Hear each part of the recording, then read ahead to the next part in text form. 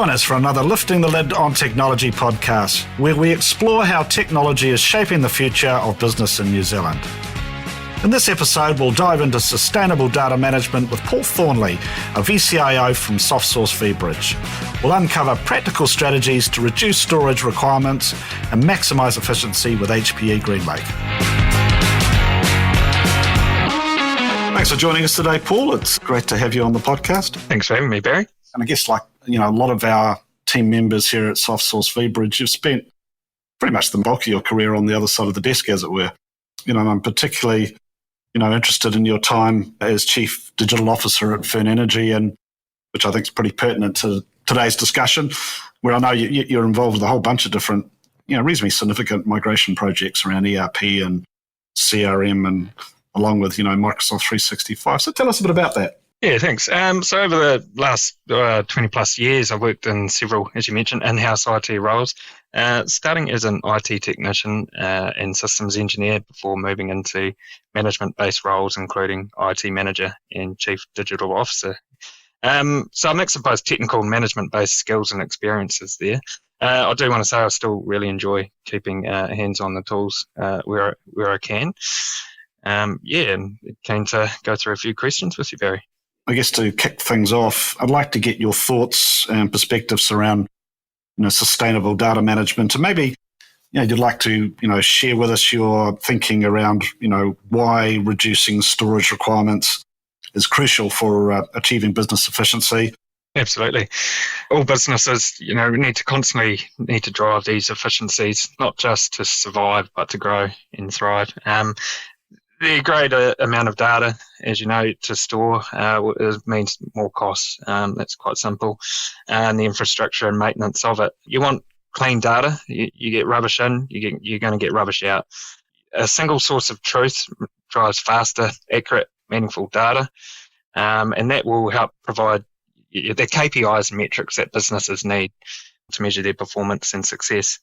You also want to be able to know what's reduce your security exposure and ensure your compliance. So you know what you have and where, and that you have it secured. Just remember to continuously monitor and test that. And I'd highly recommend a third party to provide the penetration tests, for example.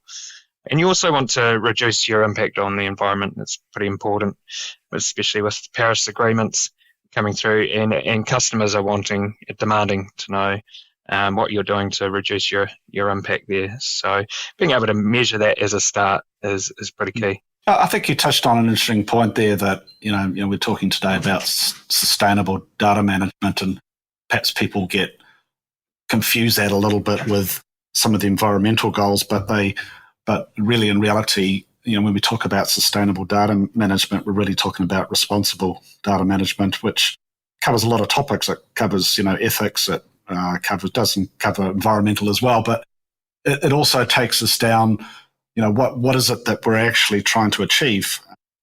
Do you think, defining what those objectives are is really important, and do you think that's an area for improvement that businesses really need to focus on? Yeah, it is. And I think we all know that planning is, it's a critical step, but it's often rushed to kind of get to the toys or the tools that people want to play with and implement. But by the way, that planning step is likely to be the cheapest part of your process. So why not start off on the best foot? Again, you need to understand your data and your business, know what you have and where. Do that via discovery and analysis, putting together the right people. Ensure you have senior leadership involvement in that as well. You want them to champion this and remove any roadblocks. You want to develop a data strategy around this. You want to ensure that you align with your business goals, that you create some new goals about what good looks like, and a plan to help support that as well, with the appropriate resourcing and sign off too. And then to support that further, a roadmap, and that will help clearly define the steps that you need to put in place to get to your goals there, and to make sure that you're actually meeting what you've set out to do. And as part of that as well, you need some good data governance. So that's about creating suitable policies, procedures, and principles, while being true to your people and cultures. That's probably a good segue into another question I had for you, which was, where do organisations start with this? And I guess a lot of businesses here, they really struggle to commit the time and resources into this planning process, let alone getting on with the job of actually cleaning the data up. And so we've sort of fallen into a bit of a trap that, and perhaps plummeting storage costs have been slightly the reason for this, is that people just keep everything, right? And as you say, that creates complexity. It makes DR more complex. It makes DR more difficult. You mentioned a discovery exercise. When we do discovery exercises here at SoftSource vBridge, it's not uncommon for us to find that an organisation has as much as 40% of their capacity is consumed with duplication, for argument's sake. What would be some of those initial ladder steps that, as part of that discovery process? What are some of the effective strategies for reducing duplication? Well, again, that is part of that planning and discovery and analysis. You need to know what you have and what you're using it for. So you touched on duplication there. There is a number of tools that you can use depending on what you're wanting to do. Some of the simple ones are, if you're using a file server, use deduplication. That can cut out essentially all your duplicate files. It keeps a copy of the original and has a pointer file to essentially, or a shortcut to where that file lives. And back at Warren & Marnie, that was something that we did that significantly reduced our data storage requirements, our backup requirements as well. And establishing the kind of the plan for that, and you talked about building out a roadmap and establishing that sort of governance framework.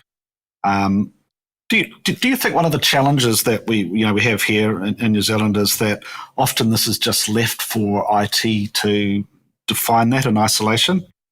When in reality it's really, in my view anyway, it's really a senior management call. It really is something that should be driven by the SLT, and it should be SLT that's driving those policies in the first instance. Yeah. What's some of the advice, I guess, you could give that would help IT managers think about how they engage the business at a broader level around these policy frameworks? Yeah, right there. I think there's a couple of things of, the New Zealand attitude of trying to do it ourselves, and we'll get it right. But really, you do need to reach out. I know 100% how you can be busy in the operational side of it, and these projects are quite hard to invest the time and the people that you need. I think you need to pull it back, start from the start again. And I quite like the idea of starting with a story, with pictures and presenting the problem so that everyone around the table can understand it in layman's terms. Don't just make it another one of these IT conversations where you like to pull out a few statistics about how many files you've got on there, because the eyes will glaze over. Instead, you need to say, look, bring it from a business angle and say, we're spending this amount of money today. We're throwing in data here that we've got copies and copies of in different systems. We need to go back to the drawing board. And here's what good looks like. And with good, we can also achieve these other objectives, having clean data, being able to create business intelligence dashboards that really do drive your business. One of the things I've always believed in is that thinking about your audience is really important. And there's been a lot of research done on this. If you talk to a CEO, for argument's sake, and stakeholders, you're often going to get a much stronger audience if you talk about profitable outcomes and things that are going to affect the bottom line. Whereas if you're talking to, for example, a CFO or people more on those types of roles, they've probably got more of an audience around security questions, right, and compliance questions, whereas it's probably, as you say, it's probably not as interesting to some of those people on the marketing side of the business that, if it's not affecting the bottom line, they probably don't care that much, right? So thinking about how to, I don't want to use the word sell, but how to sell those concepts internally, I think is really important. And then building up that, as you say, that plan for moving forwards. So on that kind of topic of security and sort of privacy, I guess through the lens of compliance, what's been your experience here? I mean, do you think New Zealand businesses understand their obligations here? I mean, in particular, some of the newer privacy laws that we've employed in the last few years.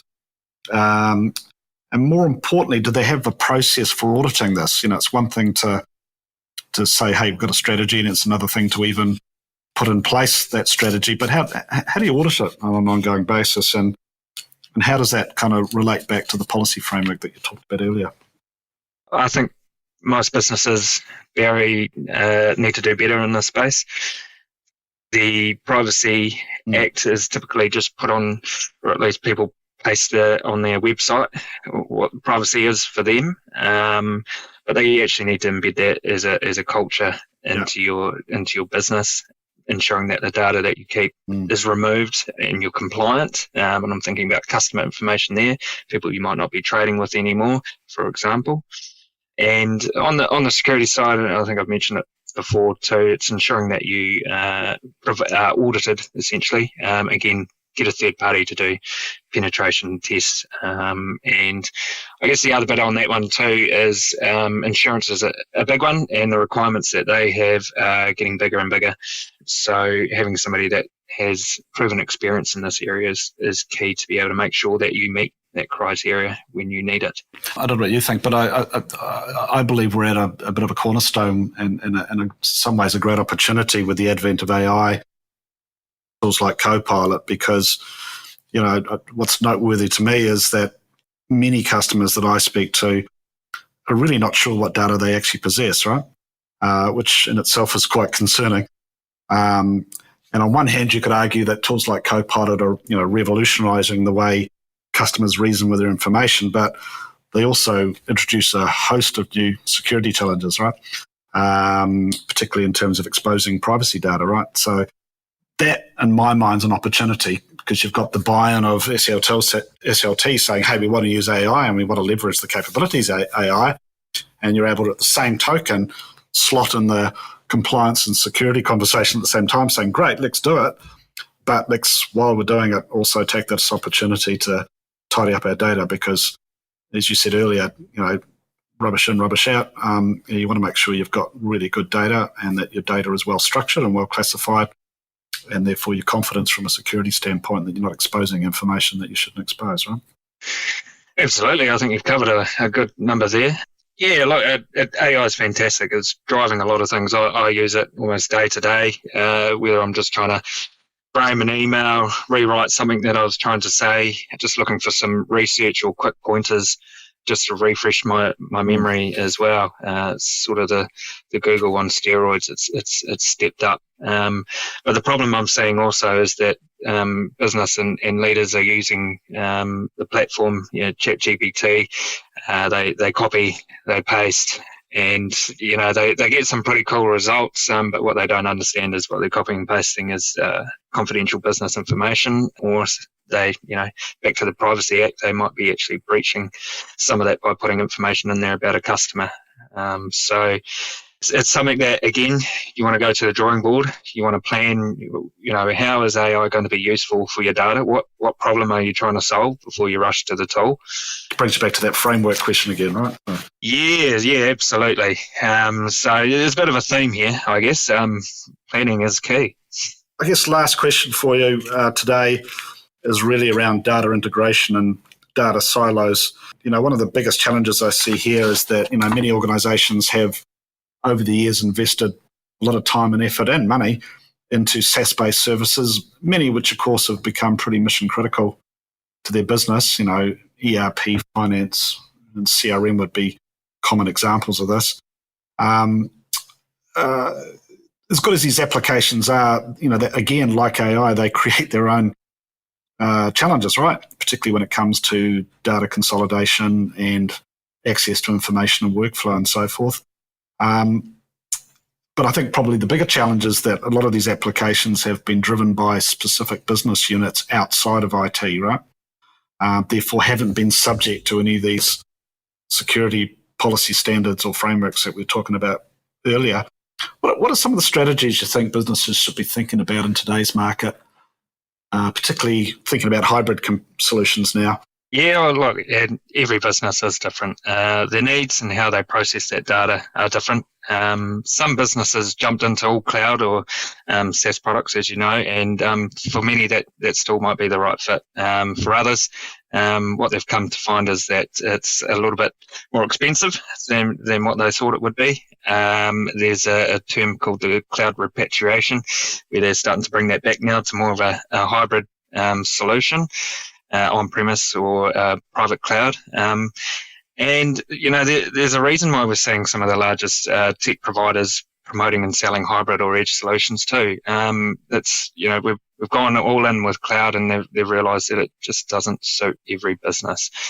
So it's hard for me to, provide, all I can do is provide examples of some of the places where I've been and what we've done there. And at Warranamani, due to those data requirements, and they have significantly large files, that's 3D models, images, and the most cost-effective way we found was to utilise a mix of those, on-premise, public, private, and with SaaS. The 365 is a no-brainer for your Outlook, for your Word and Office documents, but it doesn't fit everything else as well. A lot of people like to throw everything into SharePoint, but realise that SharePoint's not always the most effective tool for collaborating on large files, especially in the architecture practice.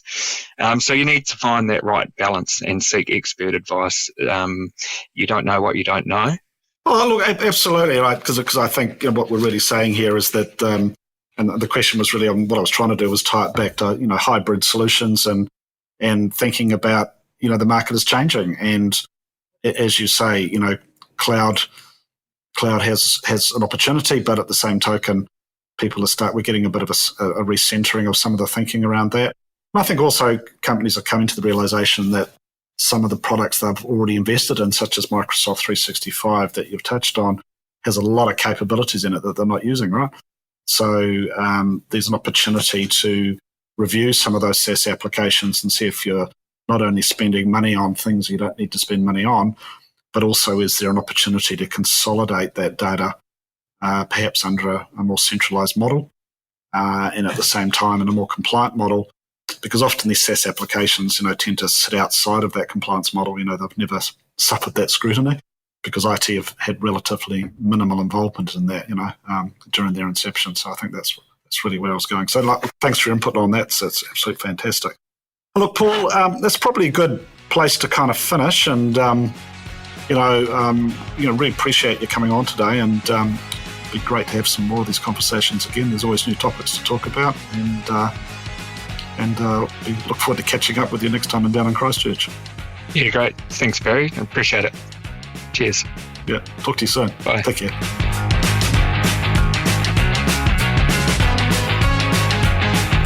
Thanks for joining us on this episode of the Soft Source vBridge Lifting the Lid podcast series. Look out for our next podcast where we'll continue to lift the lid on technology. I'm Barry White signing off. Until next time, keep exploring, keep innovating, and we'll see you in the next episode.